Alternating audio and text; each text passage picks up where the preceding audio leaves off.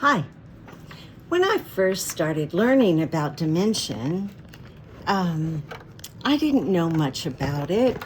I've always loved people and consciousness and connection and communication and all that stuff. Although I never understood what a solid foundation those things had. I knew that music was wonderful and it had the ability to change me, but I had no idea about the vibrations, the frequencies, why it connected, how it connected,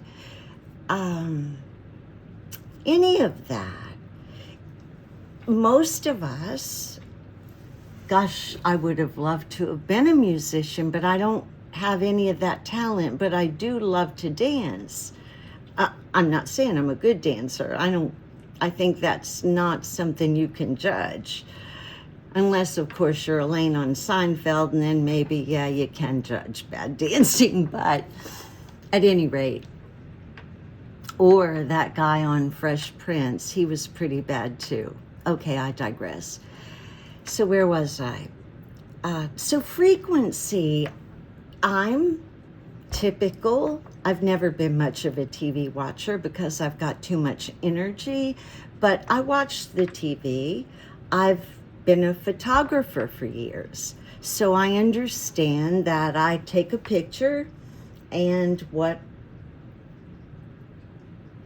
the camera's getting is an upside down picture. And that analogy of seeing things through the negative always helped me as a Christian believer, because you're always trying to turn the cheek or, count it all for joy. So I was constantly using that analogy of the negative. You have to go through the negative to get the positive. Well, take that a step further to a video camera, right? So I'm going to take a camera and I'm going to take a picture of something, and it's going to be alive while I'm taking it. The camera is going to record on this piece of thin metal. It's going to record what's happening in the time, this allotted amount of time that it's actually happening. And it's going to record it exactly as I see it happening. And if there's someone else in the room, I'm assuming that it's going to take that picture the way they see it happening. So it's recording information on a thin piece of metal. Now, how does that work? Have you ever thought about it? If you're an electrician or musician or so many other science kind of backed gifts or skills, have a good foundation for understanding frequencies and that kind of dimension and magnetism, how the magnetism is used in the tape player, and all those things are new to me. So I'm learning a lot of different things as I learn this. It's interesting because when I first started learning this, I learned it from Doug Vogt in his multidimensional, first I read it in his book, God's Day of Judgment, the real cause of global warming. And he talked about who we really are and his final conclusions before he died about, what is a human? And he was a scientist and a writer and a photographer, and he was in several wars, and he was a very studied Jewish man who had multi-talents. He's one of those people, I just read, there's a name for it. George Washington was one, probably Newton, different people that we read about that have all these, Ben Franklin, that have all these talents in so many different areas. He was like that, Doug. So I was fortunate that I contacted him and he became my mentor, and I was so grateful, but he was pretty discouraged. He tells his story, which is much more than a story because he's a researcher with great documented evidence, but he tells it through his bias or perspective as a man who's been raised as a Jew in a Jewish home with all those expectations and cultures and upbringing and beliefs. So when he started his research, he is going into this with that. You could call it baggage, you could call it clothing, whatever you want to call it. He is attached to what he's learned, what he's experienced, or what's been programmed into him even, right? So all those experiences led him to read this book. So when I read this book, I was really working hard not to believe anybody. That's weird, right? I knew the Bible was bunk, and I wasn't sure how at that point. I just knew I'd done the work on Josephus, which is how I found Doug. Because when I figured out that Josephus was fake, I started looking for evidence of that and ran upon a manuscript that Doug had written. And that's when I called him. So when I read that book, God's Day of Judgment, this was his second book. His first book, where he talked about multidimensional reality, was called Reality Revealed.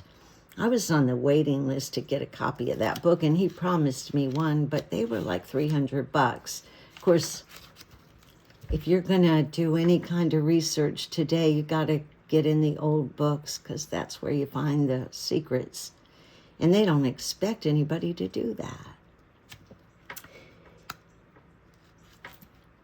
I could go down that road, talk about all that, so I'm not going to. Dimensions. So when I learned it from Doug, it really, honestly, I got it, but I didn't get it. I thought I got it, but I didn't get it. And you can tell because I keep saying I'm going to teach this stuff, but I never really get it done. I've recorded a lot, but I've never uploaded it because I didn't yet feel confident enough to teach it. No one wants to hear it to begin with. So that makes it a little difficult. And so I'm usually talking to myself. Well, now people are getting more and more interested. So then I met Randall Carlson, and I went down that road of trying to understand where we live and who we are based on this planet, and the geology and the geometry and the geography and all that stuff. So that took me a while. Meanwhile, all that is starting to add up, and I'll tell you why. Because when you learn about a rock, which I have everywhere, I've got rocks everywhere. But when you learn about a rock, this is a special one. It's got petroglyphs on it. I don't know if you can see them. Isn't that so cool? I found this in our creek up in the mountains last week. So rocks are constantly changing, and they have water in them, and they are in a constant process of change all the time. So when I figured that out, or realized that truth and put it together, it took me a little bit. And then I learned that everything is in flux. So I started learning about science and the reality of light and mass, none of which anyone could explain to me. Now that blew my mind. And when I was reading Doug's stuff, he said, well, you might think that science could explain space or the Big Bang or matter or mass or gravity or magnetism, but no, they can't explain any of that. Eek! You gotta be kidding me.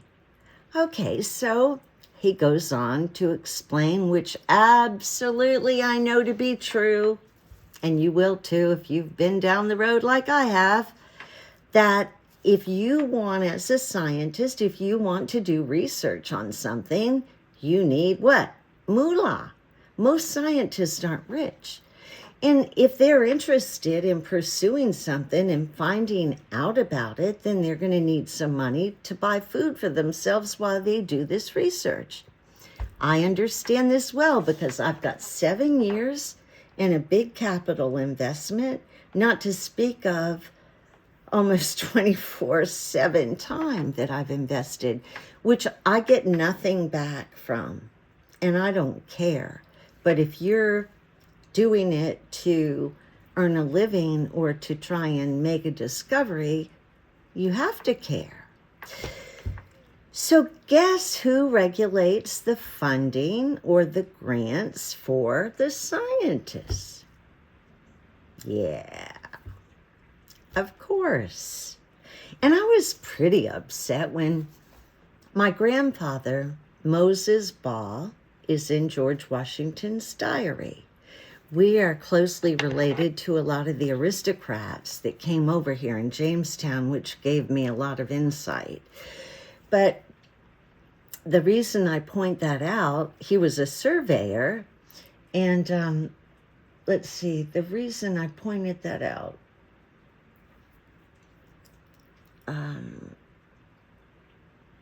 the matter world. I lost my train of thought. Okay, so everything connects. Every single step of my journey to uncovering what I'm sharing has been synchronistically like miraculous. Yeah. I'll say something and the next day it's in front of me. And there are a lot of books here. Every time you see a Post-it note or a book out, it's because I have notes to share. It all comes together. Back to, I make myself a note so I don't forget anything, to the tape analogy. Oh, George Washington. Okay, so I studied him really well because of my ancestry. When I did, I saw that he was the one responsible for the patent system. And the patent system meant that everything anybody did, they were going to have a record of in the Library of Congress. So they were going to approve anything, and they were the ones who were keeping the records. Isn't that nice? Yeah. That's why if you set up any kind of a company, you always set up one hand against the other, so this hand's checking that hand, not so they work together. And that's what they did. See, they worked to say you can have a patent, they worked to say you can have the money, and they worked to say you can have the book. Everything that we've ever seen has been regulated. When I was finding the hoax of the Bible, most of what I found was in the occult section. You don't think that was by intent? As a Christian, you're not going to find a Christian looking in there. They'd be too afraid. And I'm telling you what, really fear. It's sad, but it's true. So where are we? So I was beginning to understand all these different things about matter, that it is always moving, that it's constantly in a frequency, constantly vibrating, everything, everywhere, everyone. That was a new concept for me. And then I learned that the air is plasma. 99.9% of the world is plasma, which is nothing. It's like Jell-O. And so when we move our hand, we are moving plasma. So we are creating vibrations and dimensions with our frequencies. I'm not sure that made sense. It might not have. But what you're getting my point right. We are causing vibration. We are vibration, and we're causing vibration. And so is everything else. Then, because I have been also studying health and trying to figure out who I am, I realized that we're electric. And through my mud fossil friend, I figured out that this fascia holds everything inside. And that's where we need to be focused, is that circulatory system that holds it all together. Just like the planet and our organs reproduce all the time. So why would we operate on an organ if those cells are just dying and having new ones all the time? They're rebirthing themselves. So it doesn't make any sense. Are you with me? So I started realizing how crazy that nothing made sense. When I was talking to Randall, okay, that was another thing. I started learning sacred geometry and seeing how all the numbers are miraculous. Lee combos. 9 is the number. And you'll see 144 and 66 and 138 in everything. But that's another topic. See, this is so deep and so rich and so much to learn. And we've been so steered down the wrong path for understanding anything. Okay. So back to the dimensions. So I'm learning all these things about life and who we are and who we're not and how wrong I was. And Doug comes along and he starts explaining to me that he believes there are 6 dimensions. Now, when you're in religion, people always think that a dimension means that you're a higher person. There's always hierarchy in this system. It sucks. It stinks. And it makes no sense because we can't compare to each other. I can't compare to you. You're not like me. I can't compare to anybody, and neither can you. So why are we set up in this system of compare and sort and divide and one-upsmanship? And so all these people think they're more spiritual, that they're in a higher dimension. And I'm sorry, but that's bullshit. We're all spiritual and we're all not. We're 2 sides of a pole. We're an entity with 2 ends. And there's no way of getting around having 2 sides. It ain't happening. And you're not going to get rid of the ugly one. So you can learn to focus in the good one. So dimensions. So if I could try and explain how I understood this, is that we're a product of information, a big computer. When I was in school, I took data processing in high school. And we had big machines, huge. And we'd wire these big boards. And the wires we would put in the holes would tell the machine what to do, and the machine would crank out whatever we told it to do based on our code that we wired into the board. And out it would come, perfect. No human error unless we put it in. I watched that and it made sense to me. We give instruction and the instruction becomes. It's like creation. I have an idea. All things are created twice. I see it in my mind. It happens in reality. Turns out the reality is a vision or a hologram, just like watching TV. Am I getting too complicated? So the matter world then, if information comes in spectral lines, energies, like the key punch, punching it. There's information that gets put in, the spectral lines create the info, and then that is propagated into the matter world, into existence at the speed of light. Light is tiny little packages of sun, and you can see it when I swim. I can see it in the water. I can see it in my flowers. I can see it in a rainbow. I can see it in a reflection. I can see it in prisms. I can see it in so many things. In a photograph.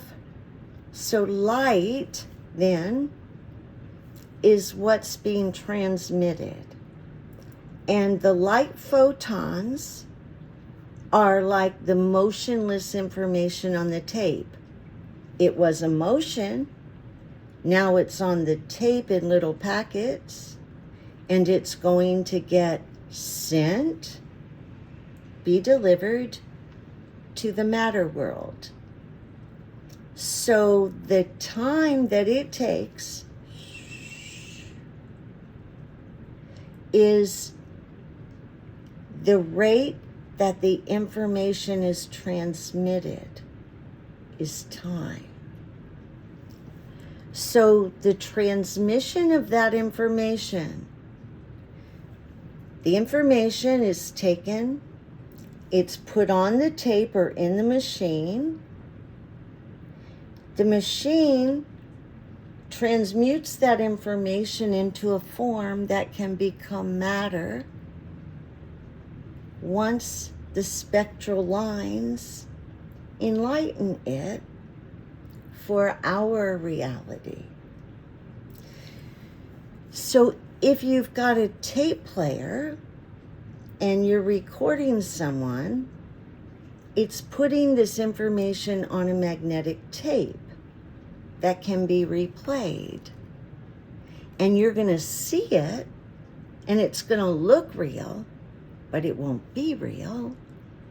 It'll be the reality of what you saw to begin with.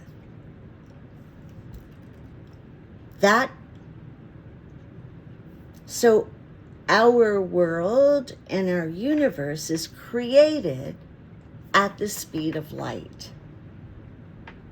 And that's why the sun is all important. The light. Does that make sense? So we are in an operating system, a big computer. Now, my question and yours should be, who programmed the computer? Who put the info in? Who decided what I'd be and what I do, blah, blah, blah. And how much free will do we have, which is a whole nother video, right? But so we are the central processing unit, or God, the creation of humanity, of the universe, of a system of information. And the information comes in symbols and numbers, just like in a computer. And it's binary. I need to not go there. But so this system that we're in is enclosed. And there's no way out except to write a different system, maybe, which I understand is what people are trying to do, if you want to know the truth. I just saw that. So how much latitude do we have? How much free will do we have? Will we come into the world? Did you pick your parents? Some people say yes. But do you feel like you picked your parents? I don't think so, because all of you would have had to agree on it, right? If you had the choice, then maybe your parents did. So no, whoever wrote the information wrote us in it. And we are acting out roles. And we can't be any different than what we are, because it's the information.